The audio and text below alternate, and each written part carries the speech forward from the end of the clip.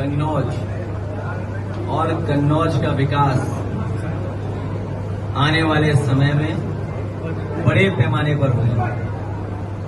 Bharatiya Janata party ने 9 साल कन्नौज के विकास को पीछे धकेलने का काम किया।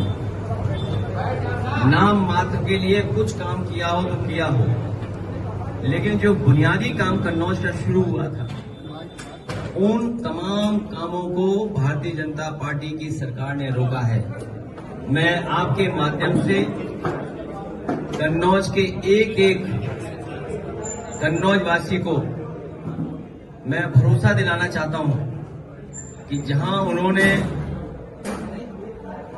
मुझे चुन करके उनकी सेवा करने का मौका दिया है, आने वाले समय में समाजवादी सरकार बनकर के देश का ऐतिहासिक विकास कन्नौज में समाजवादी लोग कर करके दिखाएंगे। हम जनता के बीच में लगातार रहेंगे। हम समाजवादी लोग मिलकर के कहीं किसी के साथ अन्याय होगा तो खड़े दिखाई देंगे। इधर सरकार शिक्षा कितनी जरूरी है आम लोगों के लिए, जनजीवन के लिए। एक विकास की सबसे महत्वपूर्ण कड़ी अगर कोई है तो वो शिक्षा है। उस शिक्षा पे हमला करने का काम भारतीय जनता पार्टी के लोग कर रहे हैं, और वो भी कहां की प्राइमरी एजुकेशन, बुनियादी एजुकेशन। सोचिए, पिछला चुनाव में यही तो कहते थे हम लोग कि संविधान खतरे में है। राइट टू एजुकेशन संविधान के तहत कानून है जिसमें हर एक को अधिकार मिला है कि उसकी पढ़ाई कराई जाएगी। Right to education, primary education.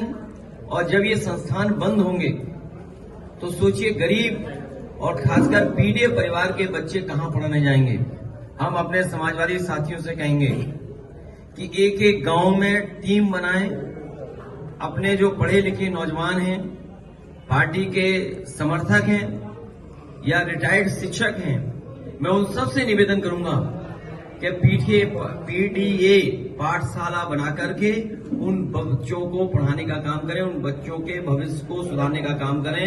हम लोग बच्चों की पढ़ाई को खत्म नहीं होने देंगे, उनकी पढ़ाई को रुकने नहीं देंगे। हम समाजवादी लोग मिल करके पीडीए पाठशाला चला करके बच्चों की पढ़ाई कराने का काम करेंगे।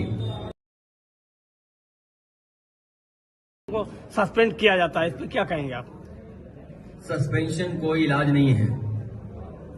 इनकी सरकार में किसी की सुनवाई नहीं है। इनके अपने लोगों को न्याय नहीं मिल रहा।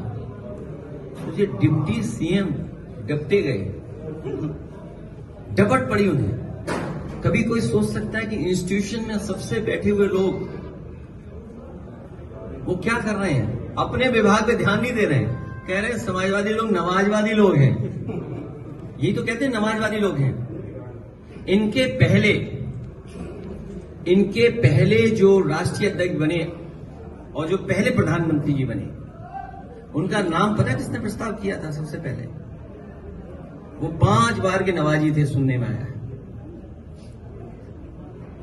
स्वर्गीय पूर्व प्रधानमंत्री अटल बिहारी वाजपेयी जी जब राष्ट्रीय अध्यक्ष बनाए गए थे, उस समय उनके नाम का प्रस्ताव रखने वाले पहले व्यक्ति 5 बार के नवाजी थे।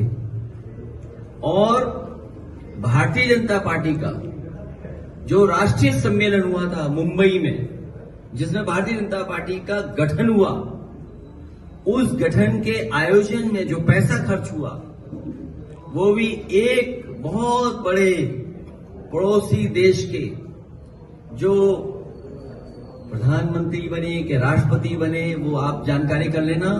उन्हीं के परिवार के लोगों ने सबसे ज्यादा चंदा दिया था। अब बताओ नमाजवादी कौन होगा?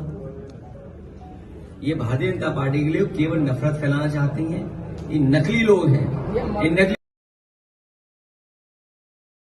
सरकार तो हेराफेरी करने वाली है।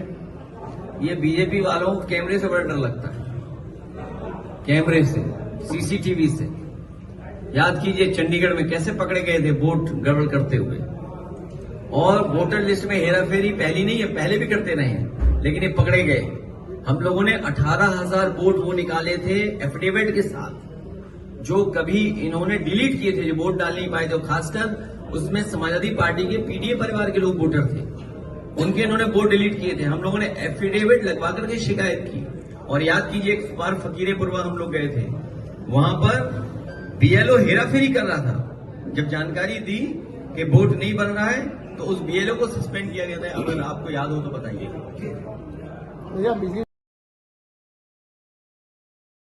मैं कोर्ट का धन्यवाद देता हूं और समाजवादी लोग गांव जाएंगे। अगर ये स्कूल बंद होते हैं तो पढ़ाएंगे, और समाजवादी सरकार बनेगी तो पुनः स्कूल और अच्छे स्कूल बनाए जाएंगे। भैया